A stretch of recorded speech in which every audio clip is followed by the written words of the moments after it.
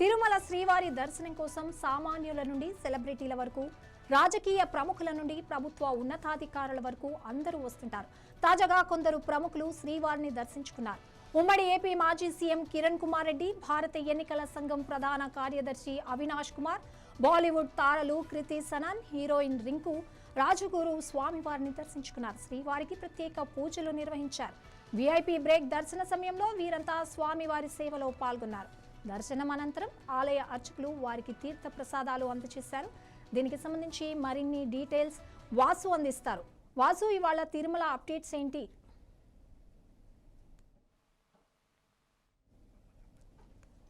వర్మ, ఇవాళ తిరుమలకి సంబంధించిన అప్డేట్స్ ఏంటి? అంగిట తిరుమలలో భక్తుల రద్దీ కొనసాగుతోంది. వేసవి సెలవులు ముగుస్తున్న నేపథ్యంలో భక్తులు పెద్ద సంఖ్యలో తిరుమలకు వస్తున్నారు. అయితే వారాంతంతో పోల్చితే ప్రస్తుతం కొంత స్వల్పంగా రద్దీ తగ్గింది. ప్రస్తుతానికి స్వామివారికి సంబంధించి కూడా 22 కంపార్ట్మెంట్లలో సర్వదర్శన భక్తులు వేచి ఉన్నారు. వీళ్లకు దాదాపు 12 గంటల దాకా సమయం పడుతున్నట్లుగా టీటీడీ అధికారికంగా ప్రకటించడం జరిగింది. అలాగే భక్తుల సంఖ్య పెరిగిన నేపథ్యంలో ఇప్పటికే ఏదైతే ప్రోటోకాల్ దర్శనాలు మినహా మిగతా సంబంధించి కూడా సిఫార్సు లెటర్లు టీటీడీ తీసుకోవడం లేదు. సర్వదర్శన భక్తులకు ప్రాధాన్యత ఇస్తున్నట్లుగా అధికారులు చెప్తున్నారు. మరోవైపు వివిధ తెలుగు రాష్ట్రాల నుంచే కాకుండా ఇతర రాష్ట్రాల నుంచి కూడా పెద్ద సంఖ్యలో భక్తులు వస్తున్న నేపథ్యంలో వాళ్ళకి కావలసిన ఏర్పాట్లు కూడా టీటీడీ చేసింది. క్యూ లైన్ లో ఉండే భక్తులకి ఎప్పటికప్పుడు పాలు గాని, ఇటు మంచినీళ్లు గాని, అన్న ప్రసాదాలు గాని ఇవి అందజేస్తున్న పరిస్థితి అయితే ఉంది. అలాగే దర్శన సమయం ఎంత ఉంది అనేది కూడా ఎప్పటికప్పుడు మైక్ అనౌన్స్మెంట్ ద్వారా భక్తులకు తెలియజేస్తోంది.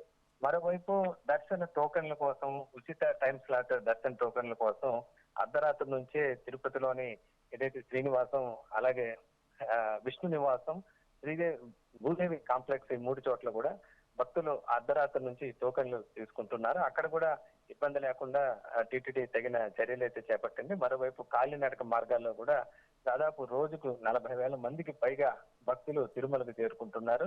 అలాగే ఏదైతే కళ్యాణకట్టలు కూడా ఇప్పుడు 11 చోట్ల భక్తులకు ఇబ్బంది లేకుండా ఏర్పాట్లు చేసిన పరిస్థితి అయితే ఉంది. అలాగే మొబైల్ ఫుడ్ కౌంటర్లను కూడా ఏర్పాటు చేశారు. అన్న ప్రసాదంలోనే కాకుండా ఇతర చోట్ల కూడా ఇటు మంచినీటి వసతి, ఇటు అన్న ప్రసాదాలు కూడా అందుబాటులో ఉంచిన పరిస్థితి అయితే ఉంది.